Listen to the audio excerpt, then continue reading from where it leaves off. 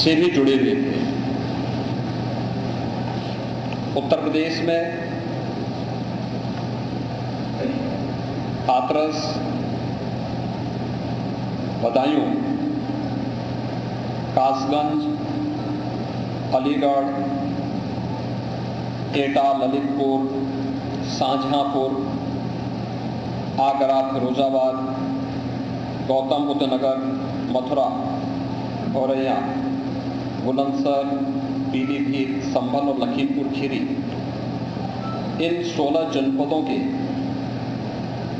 भी कुछ श्रद्धालु जन थे जो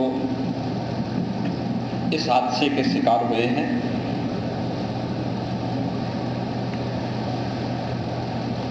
एक 121 में से 6 मृतक ऐसे थे जो अन्य राज्यों से थे, जिनमें ग्वालियर मध्य प्रदेश से 1 थे, हरियाणा से 4 थे और राजस्थान से 1 थे।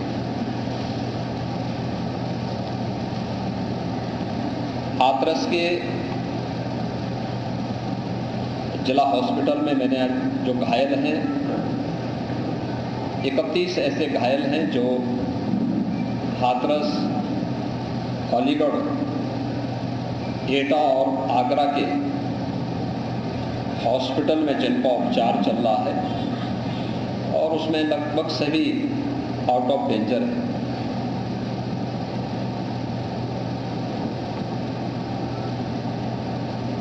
हादसे के बारे में जो वहाँ के चश्मदीद हैं, जो इस घटना के शिकार हुए थे, गंभीर रूप से घायल हो गए थे, उनमें से ज़्यादातर जो लोग हैं जिनसे आज मैंने बातचीत भी किया है, वे सभी इस बात को बोलते हैं कि हादसा कार्यक्रम के उपरांत जब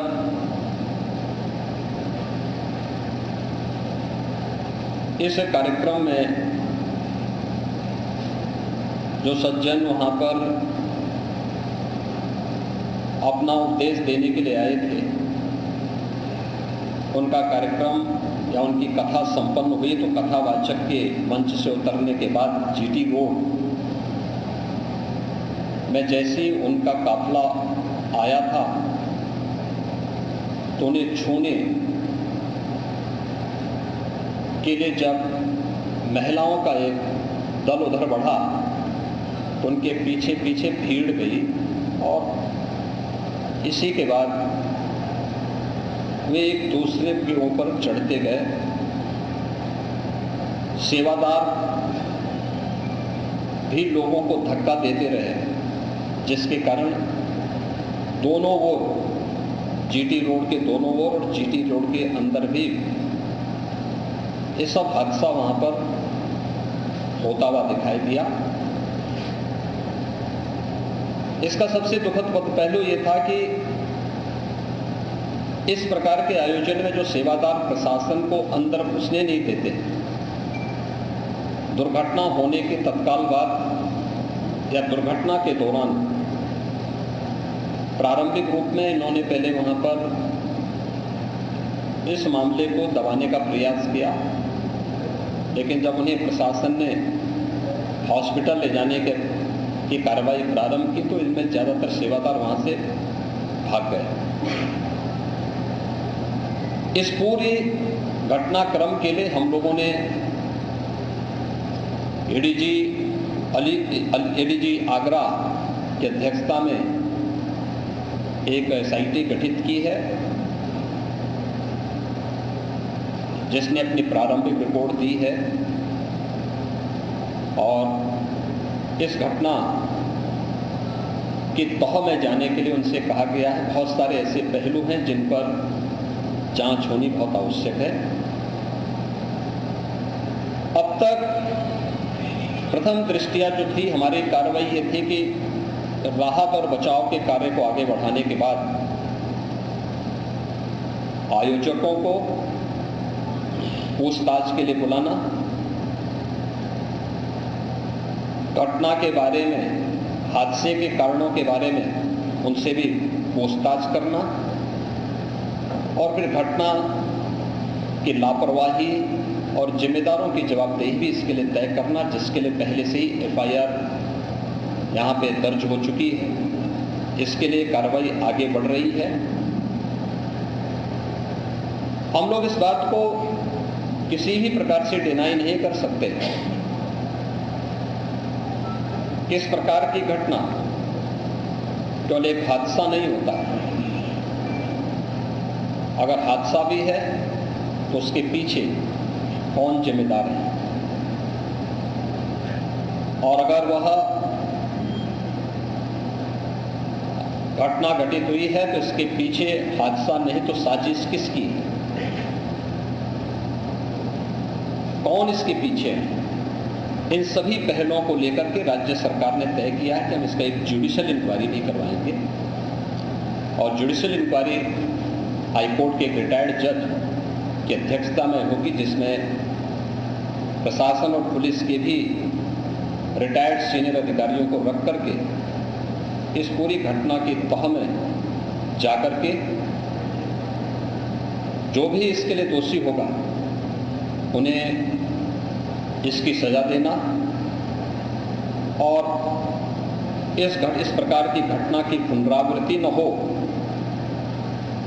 इनके बारे में एक सुझाव और एक SOP उनके माध्यम से बनाई जा सके, जिसे आगे इस प्रकार के किसी भी बड़े आयोजन में लागू किया जा सके। यह हम लोग सुनिश्चित करेंगे। और मैंने यहाँ पर भी हाथरस में भी और सिकंदराबाद के घटनास्थल का मैंने दौरा किया, यद्यपि वहाँ काफ़ी बारिश थी, और वहाँ जाकर के मैंने एक बार उसको देखने का प्रयास किया है। यद्यपि प्रशासन ने पहले से इसके मैप भी बना के तैयार किए थे और भेजे भी थे, लेकिन हादसे के कारणों की प्रारंभिक व्यवस्था देखी जा सके, इसको देखने के लिए वहाँ पर मैं स्वयं गया था। और हमारे 3 मंत्री यहाँ पर कल से ही कैंप कर रहे थे। मुख्य सचिव और पुलिस महानिदेशक भी यहाँ पर कल से ही कैंप कर रहे हैं। सीनियर अधिकारीगण भी यहाँ पर पुलिस और प्रशासन के अधिकारीगण यहाँ पहले से ही कैंप करते हुए इस पूरी घटना के लिए जिम्मेदारों की जवाबदेही तय करने की भी दिशा में आगे कार्रवाई की जा रही है, जिसमें कुछ विशेष दल बनाए गए हैं, जिनमें अलग अलग जनपदों में उनकी कार्रवाई अब प्रारंभ होगी, और प्रारंभिक जांच के बाद आगे की कार्रवाई को हम लोग आगे बढ़ाने का कार्य करेंगे।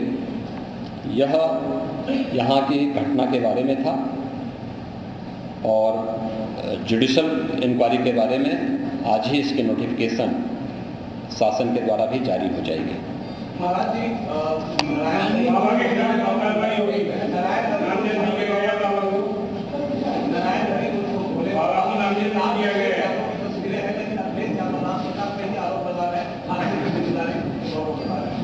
देखिए, कुछ लोगों की एक प्रवृत्ति होती है कि इस प्रकार के दुखद और दर्दनाक घटनाओं में भी वे राजनीति ढूंढते हैं, और ऐसे लोगों की ये फितरत है कि चोरी भी और सीना चोरी भी। यह हर व्यक्ति जानता है कि सज्जन के फोटो किसके साथ में है, उनके राजनीतिक संबंध किन के साथ जुड़े हुए हैं। तो स्वाभाविक रूप से आप लोगों ने इस बात को देखा होगा कि पिछले दिनों रैलियों के दौरान इस प्रकार की भगदड़ कहाँ मचती थी और कौन इसके पीछे थे, और मुझे लगता है उसकी तह में जाना आवश्यक है। जो लोग निर्दोष लोगों के जीवन के साथ खिलवाड़ करते हैं, और उनकी जवाबदेही भी इसके साथ तय होगी।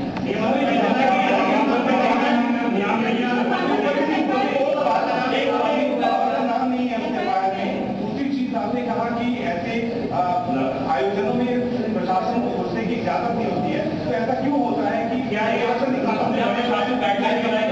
भविष्य में ऐसी चीजें ना हो? देखिए,